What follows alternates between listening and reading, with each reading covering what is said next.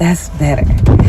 What's up, fellow survivor thrivers? It's me, authentically Regina B, and I am back filming another video for you guys. How are you? I hope you're doing well. I am doing well. It is October the 18th. I'm currently at an appointment with my son, and I have to stay out in the parking lot and wait for him. So I thought, why not be productive and just, film a video. Today I finished week 3. I went ahead and did days 5 and 6 of week 3, and what we're working on this week is identifying thought patterns. If you haven't checked out any of my other videos, or you're new to the channel, I am working through my therapy workbooks, and the one that I am currently journeying through is Retrain Your Brain, Cognitive Behavioral Therapy in 7 weeks, and I'm also going through Let That Go by Sweeney, and this one is by Dr. Seth Gillihan. So let's get into it. We're on day 5, and day 5 starts with getting to the core. And as you guys know, if you've watched any of the last couple of videos that I've uploaded, in this chapter, he is talking about a client, Neil, that he was working with that lost his job. And over time, Neil just started to become very, very depressed and anxious because he wasn't able to find a job, and he thought it was due to his age. And so getting to the core, and it shows this diagram here. It shows this. Oh, my nails. I had to take them off, but I'm gonna get them re-put back on. So the core belief. So Neil was having a core belief of I'm useless, which was leading to all these other thoughts that he was having. But in order for Dr. Gillihan to help him understand why he was having all these extra negative thoughts, or thought pattern, was to get down to the core belief. So let's get into that. So he says, he's explaining now the core belief. And it says the central thought or image reflects what Aaron Beck and others call a core belief. With the specific thoughts all coming from and strengthening this central belief. Believing that I'm generally useless and pathetic leads to more specific thoughts that are related to my core belief. Those specific thoughts are taken as evidence supporting my core belief. Without identifying and checking these thoughts, the cycle continues. True. We find a similar phenomenon with anxiety, which is our core fear or big fear that drives our smaller fears. If I have a core fear of dying and abandoning my kids, for example, I may be extremely anxious about getting sick, traveling, and safety in the home. Wow. You may have an inkling at this point about what your core beliefs and fears are, or maybe you have no idea yet. Over the coming days and weeks, you'll be gathering information that will help you identify your core beliefs and fears. Once we've pinpointed these central issues, we can work more efficiently, recognizing that it's basically the same message our mind keeps sending us. That is so true. I think even in me doing the work that I did the last couple of days with identifying thoughts, and then the emotions, and then the events that happen, I was able to see one thing that kept coming up, one word that kept coming up is rejected. So anytime, I guess, when I was in conflict with my husband or any situation, it seems like I'm always like, I felt rejected. My emotion was rejected. So I'm thinking that as we get deeper into this, I'm probably going to discover that I have a core belief that people will reject me. And I'm assuming, I can only assume, because I'm not a doctor, I'm not a therapist, so I can only look at my life and look at circumstances in my life and say I probably feel that way because I have a narcissist or a narc mother, and there's that abandonment / rejection of not having the things that you needed as a child. So it developed maybe this belief in me that people are going to easily reject me. Because, I mean, think about it. If you're easily rejected by the person that gave life to you, I feel like at some point in my youth, I started to believe or have this core belief that anybody will easily reject me because of the fact that my mother rejected me. Hold on one second. My phone's ringing. Hello? I'm going to edit this out. Hello? Hey, what's up? How'd it go? Like I was saying, I really do think that probably plays a part in it. And as we go throughout this week, I think I'm probably going to discover that a core belief of mine is that I'll be easily rejected. Or, I can, yeah. So anyway, So, yeah. And then it says practice for this week, getting to the end. So that was the end of core beliefs. And then this and this is the chapter end. And so it says practice for this week. In the coming week, pay attention to times when you notice a worsening in your mood. As close in time to the event as possible, ideally in real time, see if you can catch the thoughts that are feeding your emotions. Keep the identifying thoughts forms on hand so you can complete them as soon as possible. Next week, we'll use what you come up with to begin breaking away from these thought patterns. Okay, looking forward to that. Okay, and so then it says in this chapter, you took another important step. You began to figure out some of your thoughts that led you to anxiety and depression. I encourage you to treat any progress you make this week as a success. Most of us have to work hard to discover our underlying thoughts. So if you find it isn't easy, you're in good company. Stick with it. Yes, I will stick with it. You are also continuing the work you started last week of adding valued activities into your schedule. Take some time to think about how you're feeling at this point. Write your thoughts and feelings along with any questions in the space below. I'll see you in week 4. Can you believe we're in week 4? Oh my gosh. And so then at the bottom it says activity plan. Complete the 4 activities you planned for this week. Complete the identifying thoughts form for at least 3 events and plan a time now to return to complete week 4. Okay, so the chapter check-in, I'm feeling more relaxed than I have been these last couple of days. I'm looking forward to the coming week I'm looking forward to the coming week breaking negative thought patterns, and I'm just ready. My 4 activities are going to be yoga class because I still haven't had an opportunity to go to a yoga class. I want to clean and declutter my room as a part of my domestic values. I want to sign up for the Whiskey 5K run. I'm going to do that this week. And I want to get my hair done. I'm still trying to decide, you guys, if I want to get it retwisted or if I just want to scrap the whole thing and go back to getting my braids. I really don't know yet, but yeah, I'm thinking about it. And I will say that I had said that I wanted to get my eyebrows done and my lashes done, and I went ahead and did it myself. I have a background in cosmetology, so I think I said this in the video I'm going to upload later, but I just went ahead and did it myself, and it was like a little pick-me-up, like a little, oh, I feel nice. I will say that I wasn't feeling my best. You know, I shared in the last video when he was having us do like the thoughts, the event, and the emotion. I actually had some conflict, you know, between with my husband that I used. I thought about past conflict, and I was just really struggling during the week. And I feel like it was a good thing because it helped me be very present. It helped me think about what I was thinking, what I was feeling, what were the events that was happening. And now that I've pushed through that and come out on the other side, today is Monday, I do feel much better, and I am looking forward to you know, breaking the negative thoughts. That's what we're going to be getting into in week 4. So week 4 is breaking through negative thought patterns, and I do struggle with negative thought patterns, and so I'm very much looking forward to, you know, breaking that and being able to have a more positive thought life, and also to not let negative thoughts cause me distress. Like, why did I think that?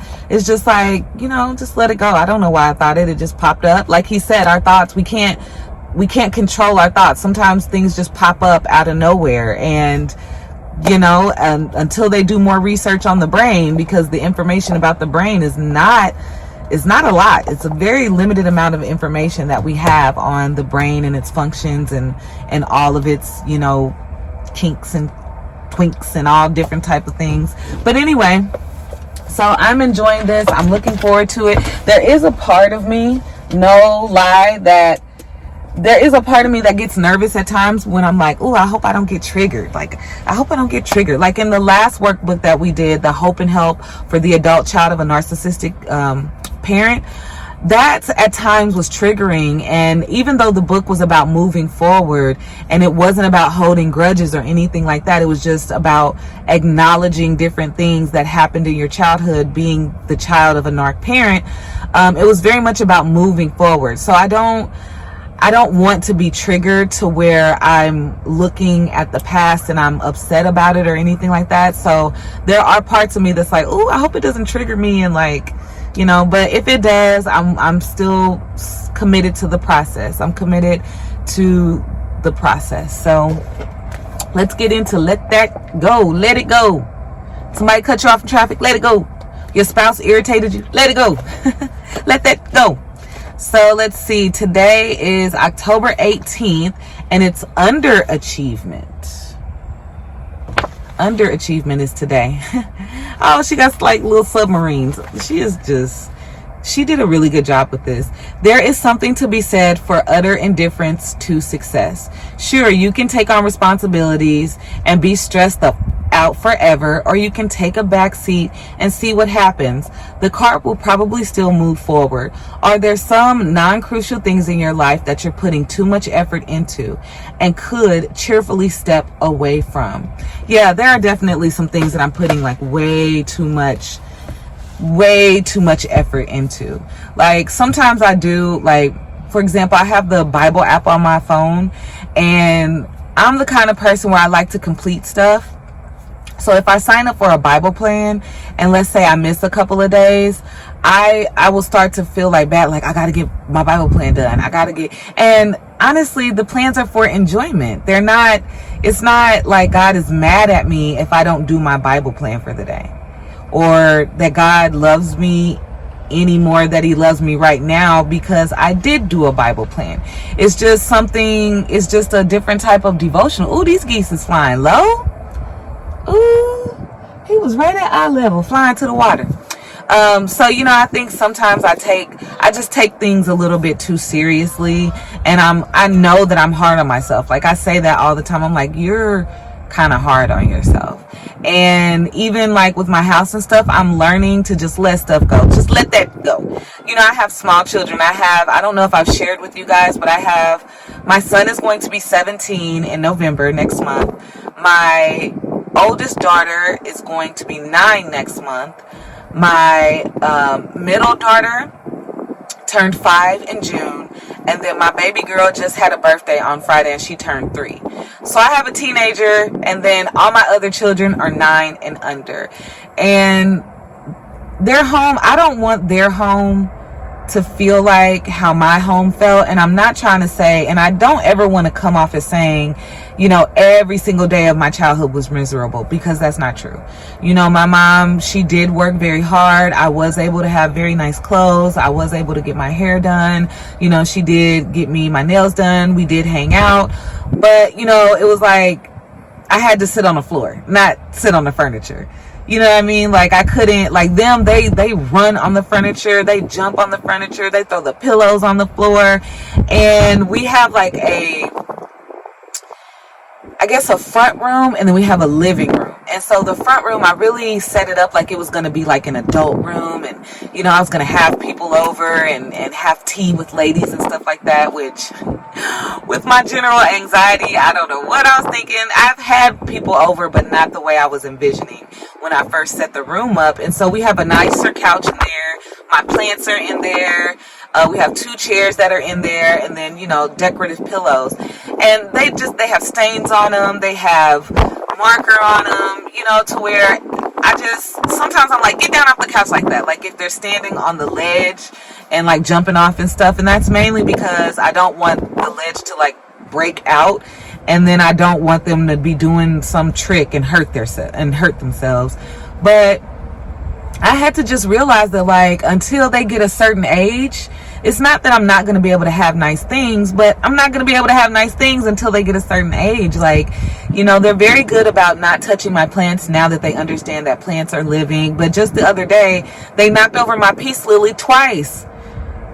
Any plant moms, plant dads out there, like my peace lily has been through it. She's been knocked over like 3 times and she is still hanging on. That is one strong peace lily. I keep looking at her like, are you gone? And she's like, I'm hanging on. Her stuff is like this, and she just hanging on. She got one that's like, I'm strong. But yeah, you know, and that was just on accidents. They were like rough housing. The girls were rolling around, and they rolled into it and knocked it over. And it's like, I gotta let that stuff go. You know, yeah, I do want to have a nice home. You know, I want to have a decorative home. But for me, that, you know, even though a lot of people my age, their kids are older and, you know, they're able to start, you know, redecorating and doing all this different stuff. And it's like, I have to realize that for me and how my life is set up right now, that I'm not going to have a spick and span clean home. And I need to let that go so that I can enjoy my home and my children. So Regina, when you watch this on the watch back, okay, relax. If there's clothes on the floor, pick them up, throw them in dirty clothes, but don't trip, okay? If there's extra crayon mark on one of the couches, it's okay. Eventually, you're going to get a new couch. You're going to get new furniture. You know what I'm saying? And anybody that sees your furniture in the front room says that it looks nice. So just relax. So then, let's see. What positives can come from not trying to be on top of everything all the time? I put less stressed. I'll definitely be less stressed. I'll be more relaxed. I think I'll be more carefree, and I'll have more time for other things. I'll just have more time to, you know, shoot videos. I'll have more time to maybe learn about, you know, some different type of editing stuff, and to learn how to put a banner up on my YouTube channel, you know, learn how to put the right tags in so the people that are meant to find me will find me, and the people that have found me so far were meant to find me. So at this time, I want to take a moment to shout out my 2 subscribers. Shout out to you, CD, you my day one. Thank you so much for your support. Thank you so much for your comments. I'm gonna say it in every video till I see you, girl. I am looking forward to hearing from you in the comment section, and I hope you're doing well, and I hope you are in good health. And I want to shout out to Angela, my most recent follower, number 2. Thank you so much for coming through, for subscribing to the channel, for your support. It really, really does mean a lot to me. It shows growth. You know, I know that there's people out there with way more subscribers than me, but they've been doing this way longer than me. So what I have, I am grateful for, and you matter to me. So thank you so, so much. If you are watching this video and you are not subscribed to the channel, go ahead and click that subscribe button for me. Go ahead and give this video a thumbs up if you enjoyed the comment, and please leave a comment in the comment section. I'm going to link these books in the description so that if you want to join this journey with me, go ahead and get these at Amazon. They were not very expensive. Read some of the reviews on them. This one had some really good reviews, and you know, come along the journey with me, and we can get some discussion going in the comment section about the weeks that we complete, and what we've learned, and what has really, really helped and enriched our lives. So I just want to thank you so, so much for watching this video. I want you to know that you are loved. You are loved. You are loved. And all of this stuff, it is great, but always make sure that your relationship with God comes first. Make sure that your prayer life comes first, and then all of this stuff will just fall into place the way that it's supposed to be. But the number one thing is definitely to develop your relationship with God, to definitely have a nice prayer life, and then ask God what direction He wants to take you in on your journey of healing. Okay? Thank you so much. I love you. Peace.